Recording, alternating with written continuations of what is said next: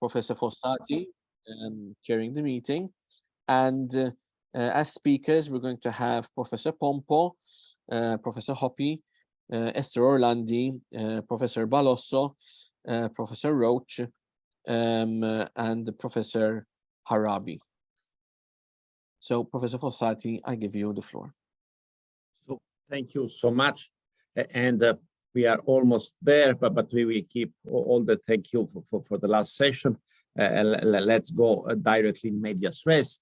And I was recently at a congress in Rome about head and neck cancer, and they were presenting 4 negative trials of immunotherapy in locally advanced head and neck cancer together with radiation. So Javelin, Checkmate, Keynote, they all showed that adding immunotherapy to local regional radiation brings nothing. And the conclusion was a picture of the Star Wars guy with the green ears, you know, teacher Yoda, the master of the Jedi, and he was saying the greater teacher failure is. So despite 4 negative trials, what everyone agrees in head and neck is that we need to design more trials of immune checkpoint inhibitors for head and neck cancer. And this is based just on 2 super nice success stories. You know, Pacific trial, you can improve survival of lung cancer. You get a publication in the New England Journal of Medicine, and then you are established, and everyone is using that. And I think in the course we have shown to the students that there is indeed some very interesting results that have been achieved with carbonyl. And I would say one of the main limitations is scarce availability. We have only 12 centers in the world, and 12 centers is not really the critical mass. So what is the way to go? I think that the only way in which this can develop and become relevant for cancer patients, well, worldwide, unfortunately not, but at least in the developed world, is if we build more centers. And anyone designing a trial should feel the responsibility toward the patient with that disease, but also toward the community of carbon ion centers, because we are not at the point of no return. What happened with protons? You have seen recently the new Astro policy. More centers have been built, and now there are enough centers that everyone that is someone, well, of course, Professor Roach, don't get insulted with the exception of very significant people, have a proton centers. And now, finally, Astro policy is group 1, this and this and this, and group 2, whatever is not in group 1. So in carbon, we are not going there. We are not going to have enough centers that everyone agrees because you have it. We need to prove the value with some cleverly designed trials. So my question to you is, what would be your advice in order to make a trial that really makes a difference, that results in, when I retire, instead of 12 centers, there will be 120 centers? That is my goal. That's how I measure my success or my failure. So Mark, please, you go first, as you even raised the hand. And Okay. So first of all, I disagree with your premise that we need more centers, because we haven't proven that carbon is better. And you're going to ask people to spend $200, $300 million building centers when we should take, this is the philosophy behind SHIP. Why don't we support the centers that exist and that are being built and do trials to prove that there's value? Then we won't have any trouble building more centers. But to build the centers first, and then to try to prove that, I mean, it just depends on whether you are so convinced that this is better. And I'm not, I'm agnostic. My trial, I just want to know the truth. I want to know whether carbon, protons, or photons are better. I don't care who wins. I don't have protons or carbon, but I would love to be able to show that it's better. But if it's not better, I'd love to be able to show that as well. So first of all, I think 12 centers, if people were willing to play, if people were willing to randomize, if people were willing to get together, get a consensus, pick the right sites, and do the right trials, we don't need to focus on more centers. The same money that we spent going from 12 centers to 24 centers, if we spent that money supporting the infrastructure for the existing centers to do the appropriate trials, then we could prove one way or the other whether this is worth doing. It's good to have some disagreement, but unfortunately, it's not a real disagreement.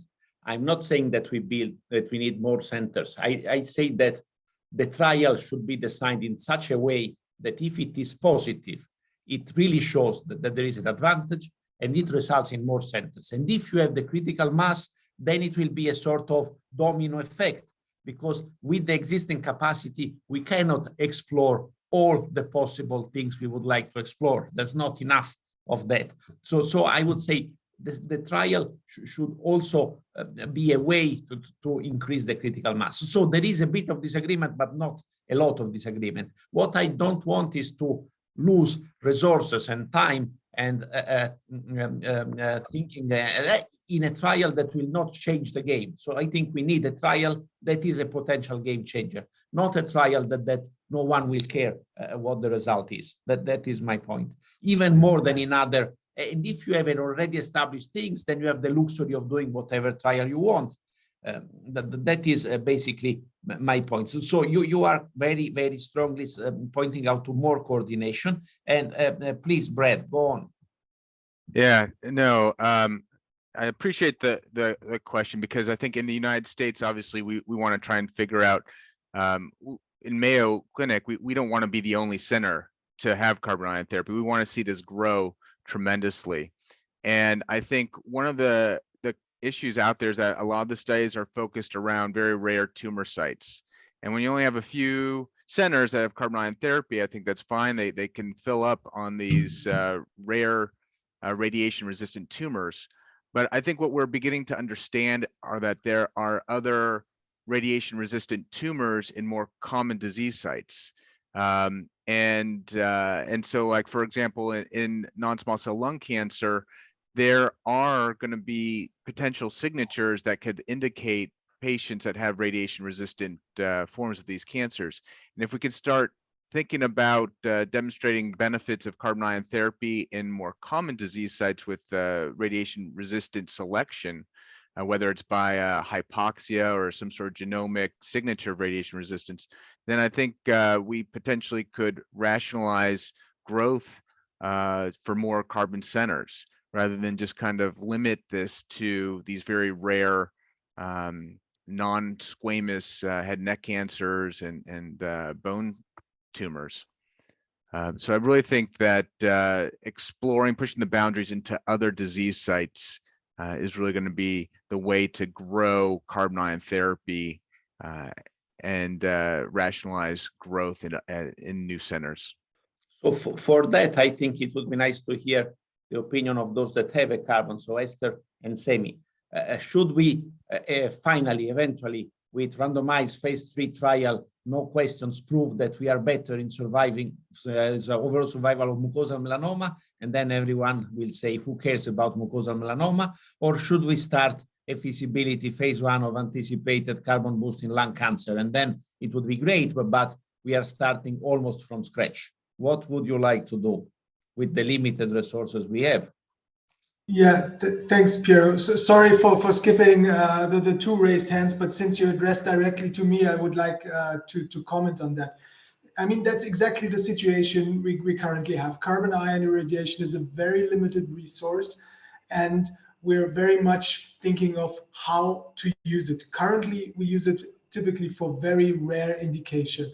We said it can be a game changer for inoperable disease, for pelvic osteosarcoma. It can be a game changer and has become standard of care in the treatment of malignant salivary gland tumors, especially adenoid cystic carcinoma. But if we look at the incidences, I mean, these are rare diseases. There is no need to have carbon ion facilities all over the place just to treat these rare conditions. So I absolutely agree with my four speakers, Mac Roach and Bradford Hoppy, that we should extend our focus also to other disease. I mean, we're just scratching at the surface. We are conducting clinical trials for neoadjuvant irradiation, not only for soft tissue sarcoma, retroperitoneal sarcoma, but also for lung cancer, superior sulcus lung cancer, where we start implementing combination therapy, rather whether it's conventional chemoradiotherapy or in combination with new drugs or immuno-oncology, and we're starting to see tremendous effect. We have actually a couple of series where we have pathologic complete remission as soon as 3 weeks after neoadjuvant radiotherapy. So there's definitely also a role for carbonine in more common diseases, but we need to identify those, and then that's where we need the support from other centers to continuously expand to those more relevant entities. So we have 3 raised hands, but please allow Esther, that is the owner of a carbon facility, and then we go back to Arnold and Mac.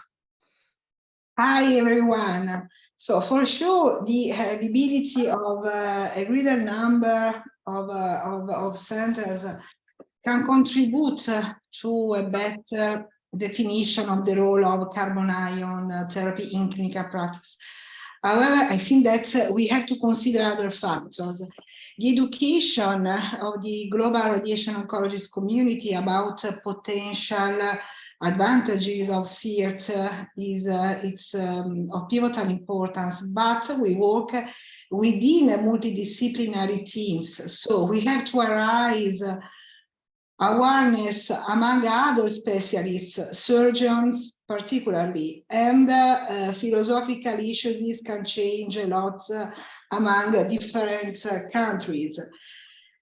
Several current indications I mentioned before involve rare tumors that it's mandatory to manage these patients with the help or within high volume centers. We keep in mind that radiotherapy technologies, but also surgery, is rapidly evolving, as well as the combination of RT and new drugs. Piero, you mentioned the negative role of immunotherapy in head and neck cancers, but recently the combination in locally advanced head and neck is between photon-based and DBO, the disease inhibitor of apoptosis protein. So I mean that we have to go fast in order to build evidence for carbon ions, and the studies should be innovative. For example, for pancreatic cancer study, we need to consider so far the addition of immunotherapy, because this is the immunotherapy for pancreatic cancer has a level of evidence in locally advanced disease. So they need to have innovative studies with the carbon ions. And again, we know that randomized controlled trial represents the most appropriate study to gain evidence, but prospective clinical registry constitutes a validated alternative evidence-based methodology. So remember that in the scenario of rare tumor, as mentioned by Professor Hope, it's difficult to run, to design and conduct clinical trials. So data collection should be performed according to international nomenclatures, international standards that we allow to improve cooperation among centers. So I strongly believe that it is the right way. And finally, we need to run clinical researches along with preclinical researches. So I mean that we talk about radioresistant tumors, but for example, within sarcoma, we have less radioresistant tumors. I refer to the paper of Torre Locas on radiosensitive signatures. So we need to better understand which is the radioresistance of the tumors, and with several preclinical studies from imaging. So we need to run with the clinical and preclinical investigations. Thank you so much, Esther. There is Arnold that has not spoken, and then there is Mac, and then we ask to Jacques. We have not heard his voice. So please, Arnold. Thank you. They are Thank you. still Thank you. main track. What's better? Explore a common tumor and then do some more groundbreaking work, or prove we are better where we already have preliminary results. I would say that this is an interesting topic. Piero, knowing the 300 million stubborn people around me here, I am sorry to say no single clinical trial would convince anybody to build a heavy ion center. That's my opinion. So it is definitely true, you know, that yeah, it's a good way to go, but I am sorry to say I don't think, you know, that's the way to convince people, you know, how to build a heavy ion center. I'm sorry. Not even a macro trial. If we say survival advantage for prostate, come on, you will have the queue of prostate patients. You have to build a center then. Okay, you have skeptics and you have enthusiastics in the world, right? So that's how I see this. See our Japanese colleagues, right? Based on zero data, there is a million of centers, right? And see the United States, based on some data, there is 0 centers, right? So you have the skeptics and you have the pessimists. But what I would like to say is, we all agree that carbon ion has a role in radiation therapy, period. It definitely has a role in radiation therapy. Question is, what is that role? And I have to bring up now, maybe I'll bring up the magic word pulsar, you know, where I would say, you know, we all agree, you know, that you know, if I'm a patient, for example, I go to see the medical doctor starts treatment. My next question after dose 1 would be, hey, Andy, did you help me? What did you do to me? You know, and medical doctors today have not many tools, you know, to answer that. What did I do? What did you guys do to the patient after, you know, dose 1, dose 2, dose 3, dose 4? So what Dr. Timmerman and UT Southwestern is working on, right, is actually this pulsar concept, where you make a dose, you make a pulse to the patient, you look what you've done to the patient, and then, you know, you change your course depending on what actually the response of the patient is. And this is what I believe could be the largest, you know, function of the carbon ion therapy, where you have, you know, you made some directions and you're failing, and then here's your ultimate potentially tool, you know, which you invoke, and then you see, you know, that actually is putting back the patient on the course. So in conclusion, what I believe is carbon ion therapy has a role. It has a huge role. We just need to clearly identify what that role is, and, you know, maybe, you know, following the pulsar concept, that's a method, you know, how to identify it. Thanks, Arnold. That's exactly what I mean by critical mass. Give carbon to you, you try pulsar. Give carbon to Yolanda Pesado in Paris, she tries mini beams. And all good ideas, and if you have many centers, we will see which is the best. Mark, sorry to keep you waiting so long. No problem. You know, so I'm concerned, the biggest risk that we have is that we're going to do bad studies and reach a conclusion which is not valid. And one of the problems is we really need more data. This is work that was just published in New England Journal of Medicine, looking at artificial intelligence to predict the use of hormone therapy.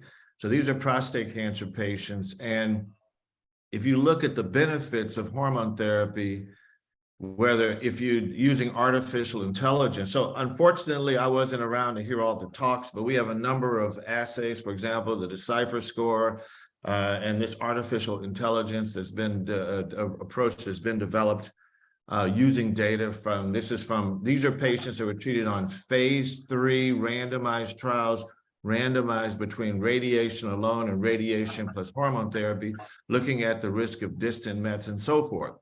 And this sort of approach needs to be incorporated, because if you look at the overall effect, it's relatively small. So if you did a trial of sarcoma or whatever, and you weren't able to adjust for differences in germline mutations or somatic mutations, and or an approach like this, you might miss the potential benefits. So I'm concerned that if we don't design randomized trials properly and understand some of the biology behind it, we might destroy carbon therapy, because I don't actually agree that there's definitely a place for carbon. I think there probably is a place for carbon, but I'm still agnostic, and we need to define where that place is in order for that place to exist. Thanks a lot. We have not heard Jacques so far. Please, Jacques. Thank you to give me a chance to express myself. First, I'm extremely admirative to the work you have done with the CIFER trial. I really think that it is the way to try to follow, because you can this way to use a huge experience, the one of Japan, for instance, and the one in Europe. Second point, if you succeed, you have in the same time a multicentric study, which is very strong. So, and by the way, you choose a condition which is not so rare, very impressive for the oncologist, the pancreatic cancer. So I think it's the right way to follow. I really encourage you to resuscitate your study. The end is temporarily so sad, so try to do it, really. It's very important. And on the other hand, yes, it is very difficult to randomize rare tumors, because doctors don't know these tumors. So before being able to recruit the patient, we should made a tremendous work of information, acculturation, and that's very complicated to do.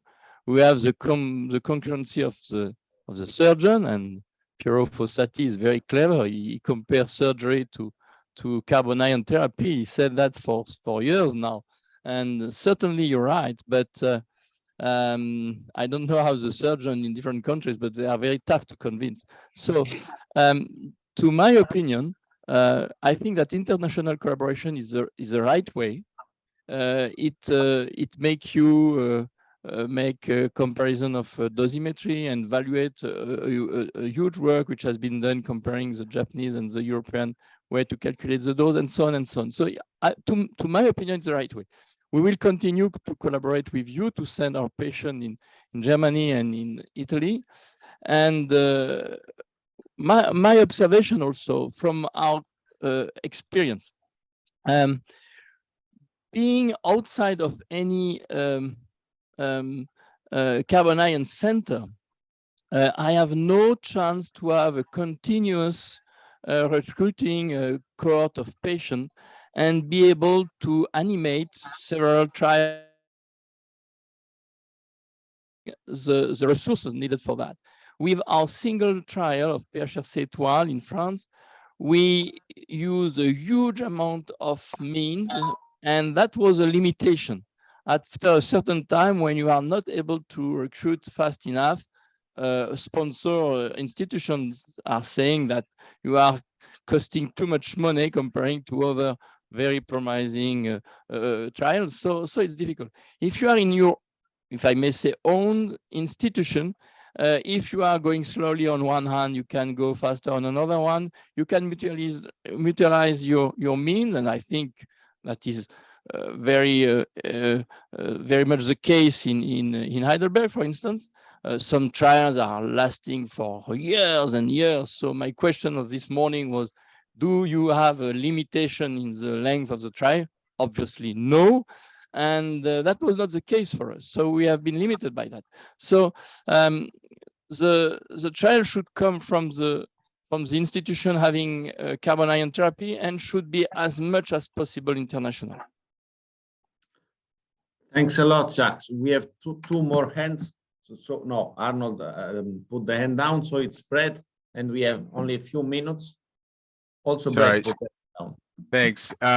Yeah, so I think just one comment, and you know, I really do acknowledge the importance of randomized trials, but I also am a little cautious, and if we do want to see growth in new areas, I'm a little hesitant to endorse jumping right into a randomized trial without fully having vetted utilizing carbon ion therapy in that disease site first. So I think we've learned some lessons from MD Anderson in their randomized lung trial, with proton therapy versus IMRT, where they kind of jumped right into a randomized trial, but hadn't really totally figured out the proton therapy treatment for their lung cancer patients, and they found no benefit to proton therapy, which really hurt us in utilizing proton therapy in lung cancer. They found that obviously the patients who were treated in the first half of the trial did significantly worse than those in the second half with proton therapy. So I do worry about something like that in carbon ion therapy.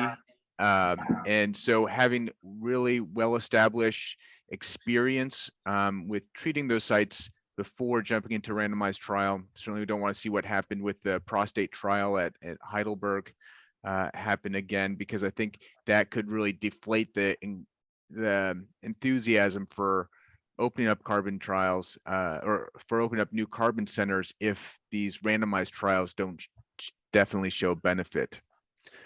So just some caution with those. Thanks, Brad. If I may, Piero, we have up to 4:30 for this roundtable, so have time if you want. Oh, it's not 4:15. We have more time. Wonderful. Sorry, I completely miscalculated. So we can continue. There was Semi that wanted to yeah, thanks. I wanted to agree on the last comment. We are talking and thinking of building new centers and trying to roll out carbon ion treatment. But what Bradford Hoppe said is definitely right. At first, we need to have a look also at the education of the personnel doing that. I mean, it's a very limited resource. And even though we have collected all the experts around here, I hope you agree that we're still not scratching at the surface, but still there's a lot to learn. And to make sure we get the most out of carbon ions, this is exactly what we should do. We should concentrate on pulling together to build a common ground, especially for the biology, to have a basis for comparative phase 3 trials, because currently we have the situation of a mosaic that each center develops a somewhat own strategy, and to have a basis for future trial, we need to form a consensus on how further to proceed with carbon ions to get the best out of it. Okay, so I think what is quite nice in this group is that we have heard the minority but important opinion of Professor Roach saying, I am agnostic. And I think we really need to have someone like him in the group. And I'm very grateful he joins this kind of meetings, because if everyone already knows and then you are preaching to the choir, you don't learn anything. So I think our job is not to convince the malevolent, envious people, but to convince the high quality scientist that has a very healthy agnosticism. So that is something that we should do together. And I think it's very important to have this from the particle community point of view, external views. We cannot do without that. So that's a very big asset we should always consider, not just stay folded on ourselves. We have not touched on another relatively important topic, and that's I just discovered from Nicholas, we have 15 more minutes. I would like to bring in a new elephant in the room, and is who will be paying for the innovative trial of carbon for the subset of radio-resistant lung cancer, or carbon for reoxygenation, or carbon for immunotherapy. I mean, we have, as Semi said, a lot of ideas. We think we are not scratching the surface, but almost. We could do so many more things. Who will pay for these trials? Arnold, you want to pay? You raised your hand.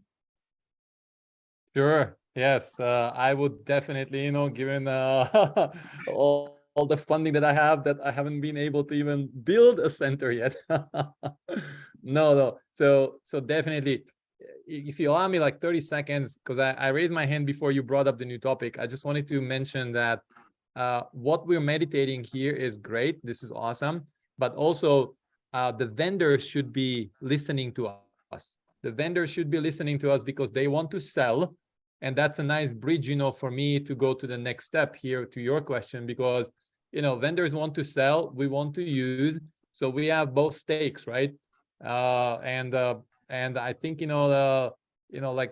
there's nothing wrong to go to the vendors and then say, hey man, you need to prove to the world, that this thing is actually, worth of something.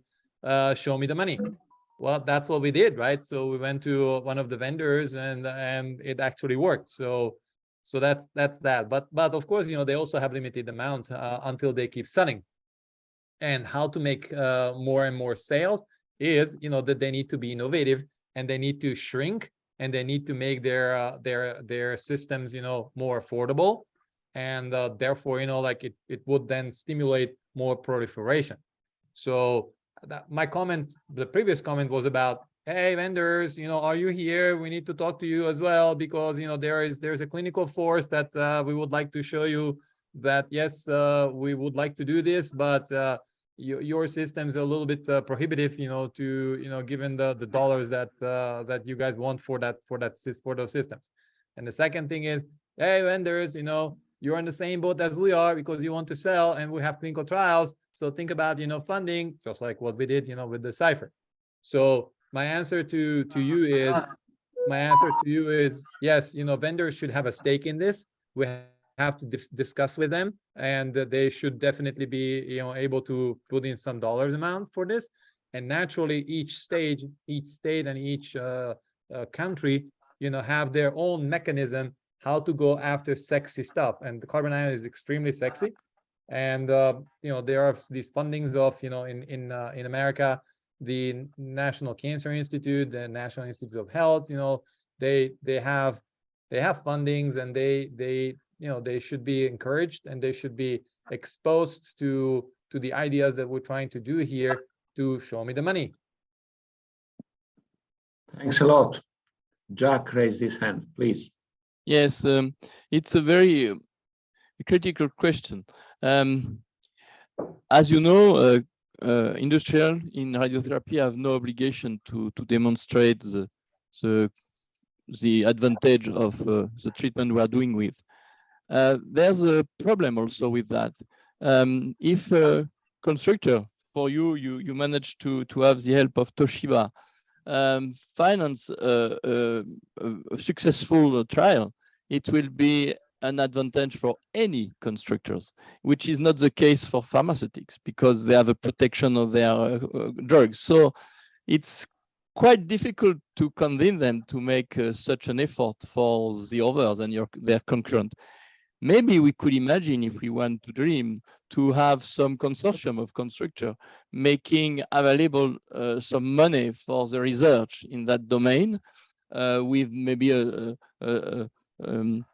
an intermediate body to be able to allocate this money to some trials or to some research. That could be something we could maybe imagine in this specific domain of the carbon ion. In France is a very special situation.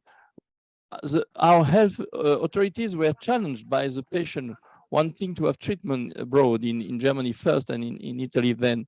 And for some legal reason, since these treatments are recognized and available in this country of European Union, our authorities have to pay for it. It's mandatory. It's a law, and they were very interested to investigate the scientific ground of this treatment. So for them, paying for the treatment in a scientific domain or paying it outside a scientific evaluation, it was more interesting to pay it in the scientific domain. And it's why they were very, frankly speaking, everybody are astonished when I say that, but the discussion with the health insurance in France lasted 15 minutes.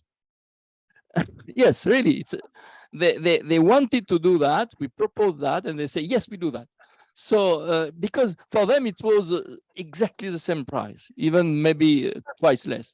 So that's another system. You could not do that in new countries, but when we don't have carbon ion, we can do that with our neighbors. So there's enough countries without centers and public health insurance that could also try to follow this way. I think the United States should send a ticket to Dr. Balozo. even if it's more than 15 minutes, I'm okay with 1 hour. You certainly spend years to do what you did. Really, I'm completely admirative. I could imagine how it was difficult. Jack, oh, Esther, please go on. In Italy, we have health ministry contribution, a little contribution for sustaining clinical trials, but this trial need to be very competitive. And currently we have two phase 2 trials supported by funds coming from a grant. We won a grant, 2 grants. So we are able to conduct 2 phase 2 trials with a very limited sample size, 30 patients and 30 patients and 30 patients. So the possibility so far are in Italy are to obtain funding from the health ministry for a little percentage, and to run for Italian or international grants. This is the 2 current options for Italy. So I would like to pick up a bit what Jacques was, I mean, the vendors. Why are vendors in pharma putting so much support and vendors in particular so little support? And I think there is a main difference. If you think about the support, what Arnold could secure from Toshiba was just paying for the extra money of the trial. So each patient is $2,000-3,000. But what we are asking for is each patient $60,000-70,000 for the cost of the treatment. And that's what Merck does in pembrolizumab trial. But that's not true, because the costs have already been incurred. And for Merck, it doesn't cost $100,000 to produce the dose of pembrolizumab for 1 year. And if it gives it for the trial, it doesn't take it away from the one it sells. So it's a completely different cost structure.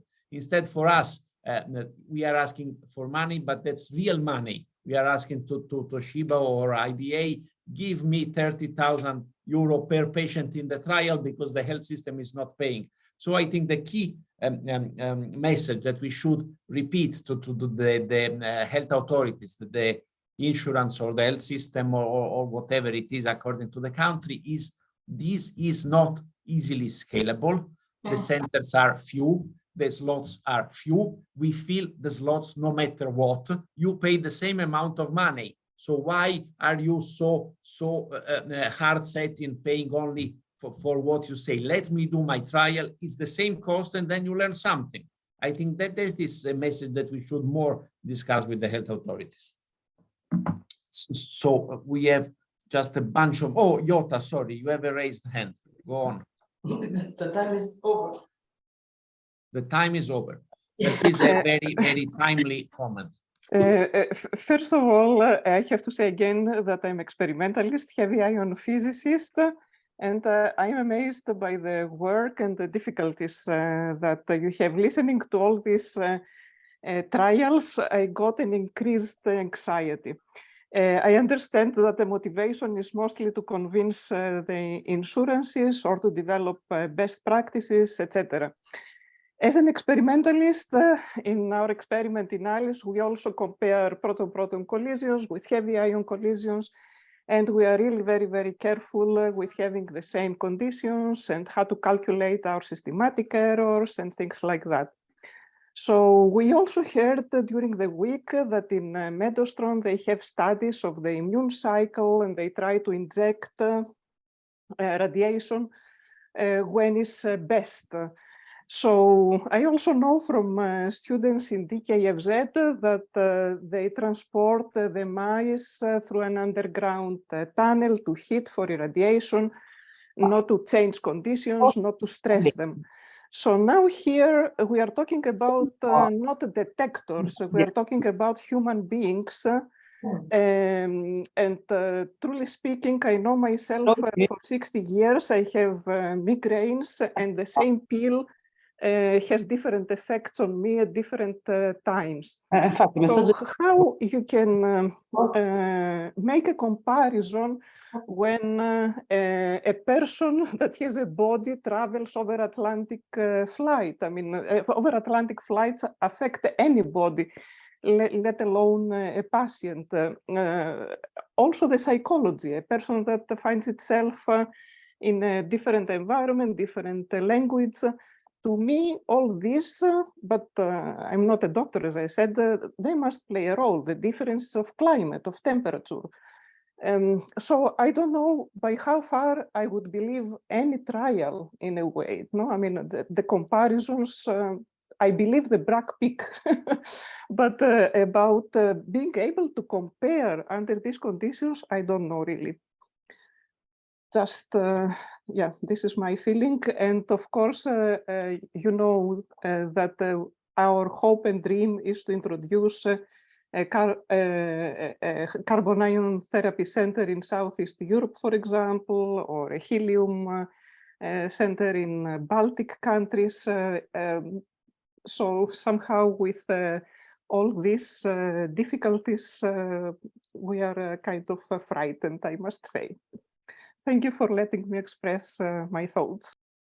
Jota, no doubt that if you are an experimental physicist, you will find that in medicine the amount of certainty is slightly different than the amount of certainty you are used to. But hopefully and luckily and deciding authorities are not experimental physicists, and they are sort of used to that. Mac, I would like to leave to you as our agnostic and very valuable addition to the team. Because of that, the last word, and then we have to close.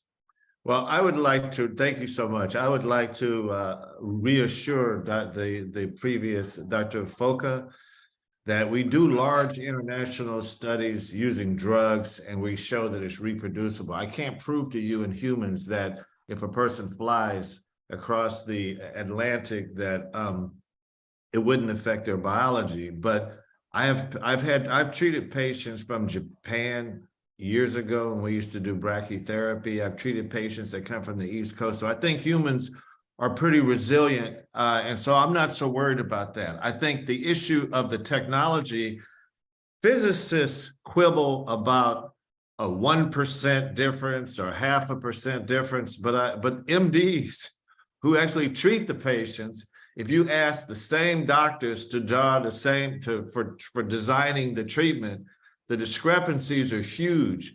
So I think there's a larger problem with just the MDs practicing the art of medicine than there is in the biology of flying across the country or the physics of doing it. So from my perspective as an MD, the weak link in what we do is actually the medical doctor, not in the Bragg peaks and not in the tumor being flown across the country, but doctors designing treatment. And I'm excited and inspired by this meeting, and I hope to see you all in Pavia in October. Thank you, Mac. I'm afraid we have to close here. Arnold, let me just say this. The purpose of courses like this is exactly to make the weak link a bit stronger, and I think we did our best in that direction. And I think with that, we will close our roundtable. Thank you so much. Thank you so much, Professor Fossati, and thank you to everybody for your contributions to this great roundtable.